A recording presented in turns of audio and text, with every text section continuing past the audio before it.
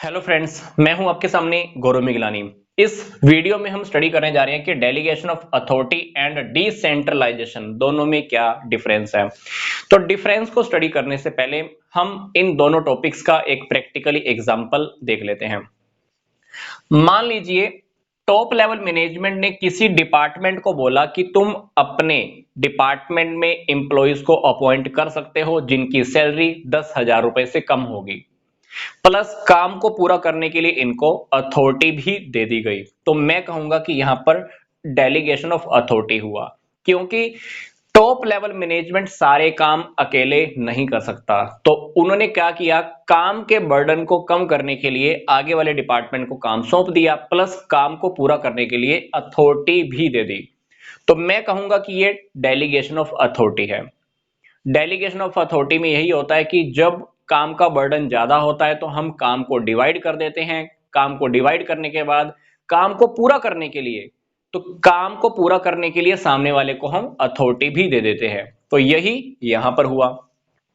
अब मान लीजिए कि कंपनी की पॉलिसी है कि सभी डिपार्टमेंट अपने अपने डिपार्टमेंट के अंदर अपने इंप्लॉइज को अपने आप अपॉइंट करेंगे। तो ये कंपनी की पॉलिसी है।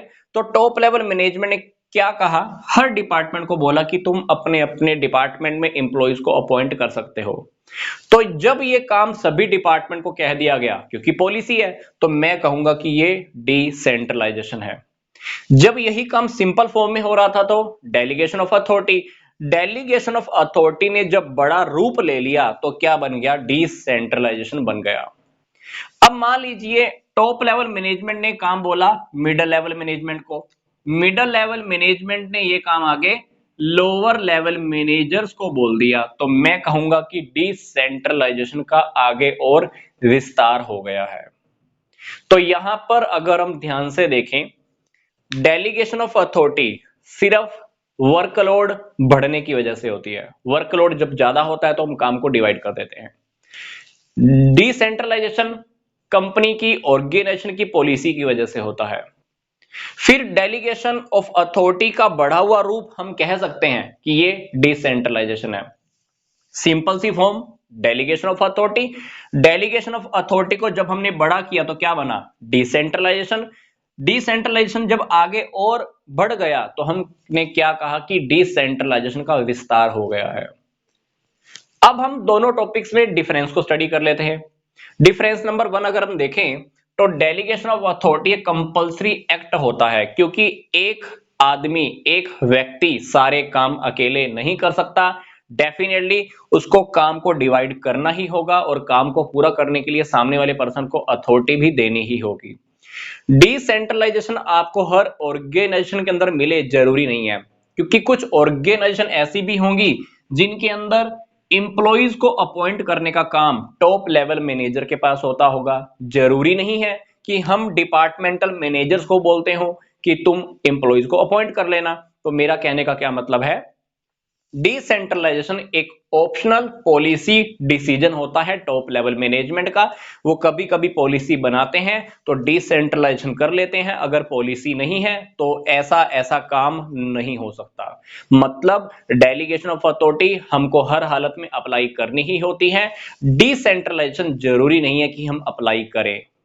Difference number 2, delegation of authority के अंदर सब ऑर्डिनेट्स को फ्रीडम कम मिलती है, वो अपने डिसीजन नहीं ले सकते क्योंकि सुपीरियर्स का कंट्रोल ज्यादा रहता है। यहां पर क्या होगा, टॉप लेवल मैनेजमेंट का डिपार्टमेंटल मैनेजर के ऊपर कंट्रोल ज्यादा रहेगा, क्योंकि यहां पर कोई पॉलिसी नहीं है कि अपनी मर्जी से कोई भी इंप्लॉइज को अपॉइंट कर लेना। अगर इसने कुछ गड़बड़ की तो ये जवाब देना पड़ेगा। यहां पर देखा जाए तो कंपनी की पॉलिसी है, डिपार्टमेंट्स को बोला हुआ है इंप्लॉइज को अपॉइंट कर लेना। तो यहां पर ध्यान से देखें तो सुपीरियर का सबऑर्डिनेट्स के ऊपर कंट्रोल कम रहता है, क्योंकि इन लोगों के पास काम करने की फ्रीडम ज्यादा होती है, डिसीजन लेने की पावर भी इन लोगों को ज्यादा होती है। डिफरेंस नंबर 3 हम देखें तो डेलीगेशन ऑफ अथॉरिटी रियलिटी में एक प्रोसेस है जिसमें हम काम को डिवाइड करते हैं, जबकि डिसेंट्रलाइजेशन एक कंपनी की पॉलिसी का रिजल्ट होता है। अगर पॉलिसी है तो ये आगे आगे अधिकार बांटते जाएंगे, अदरवाइज ये काम नहीं हो सकता। तो यही लिखा हुआ है, it is the result of policy decision. जो पॉलिसी बनाते हैं टॉप लेवल मैनेजमेंट, उन्हीं की पॉलिसी का एक रिजल्ट होता है डिसेंट्रलाइजेशन।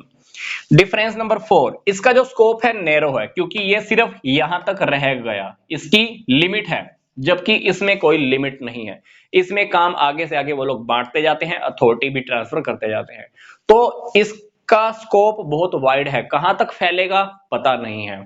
तो extension of delegation of authority, ये बात मैंने आपको पहले भी बताया था।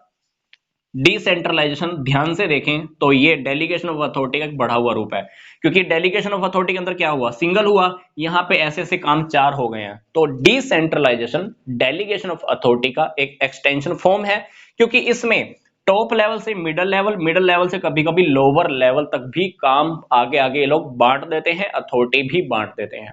तो कहीं ना कहीं देखा जाए तो डिसेंट्रलाइजेशन के अंदर बहुत आगे आगे तक काम बढ़ जाता है, लोअर लेवल तक भी चला जाता है। नेक्स्ट डिफरेंस है पर्पस। इसमें पर्पस क्या है, मैनेजमेंट का बर्डन कम करना। डिसेंट्रलाइजेशन देखा जाए तो एक पॉलिसी की वजह से हुआ है, बर्डन का कोई चक्कर नहीं है, यहां पे पॉलिसी है तो मैंने सबको काम सौंप दिया है। काम सौंपने से क्या होगा, ये मैनेजर अभी ढंग से काम करेंगे, उनको हमने डिसीजन लेने की पावर दे दी, सबको दे दिया पावर अभी, तो वो लोग क्या करेंगे, अच्छे से काम करेंगे, मैनेजमेंट के डिसीजंस को मानेंगे और हर काम में आगे बढ़कर हिस्सा लेने वाले हैं। तो यहां पर डिसेंट्रलाइजेशन का जो पर्पस रहता है, increase the role of subordinates, subordinates के रोल को इंक्रीज करना। नेक्स्ट डिफरेंस है हमारा, यहां पर अधिकार हम कभी भी वापस ले सकते हैं, विड्रॉल ऑफ अथॉरिटी कभी भी हो सकती है, क्योंकि इसको पता है कि मैंने अधिकार किसको दिए थे, तो यहां पर आसानी से वापस लिए जा सकते हैं।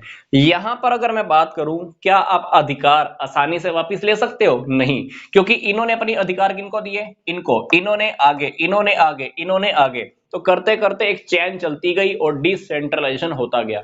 तो अधिकारों को वापस लेना बहुत मुश्किल है। यहां पर अगर आप अधिकार वापस लेना चाहते हो तो ले सकते हो, क्योंकि ये काम सिर्फ 2 लोगों के बीच में हुआ है। यहां पर अगर आप अधिकार वापस लेना चाहते हो तो आपके लिए सबसे मुश्किल काम हो जाएगा। तो वीडियो खत्म करने से पहले मैं आपको बता देता हूं कि इस वीडियो के डिस्क्रिप्शन बॉक्स में कुछ और इंपॉर्टेंट लिंक्स भी दिए हुए हैं, आप उन्हें भी स्टडी कर सकते हैं।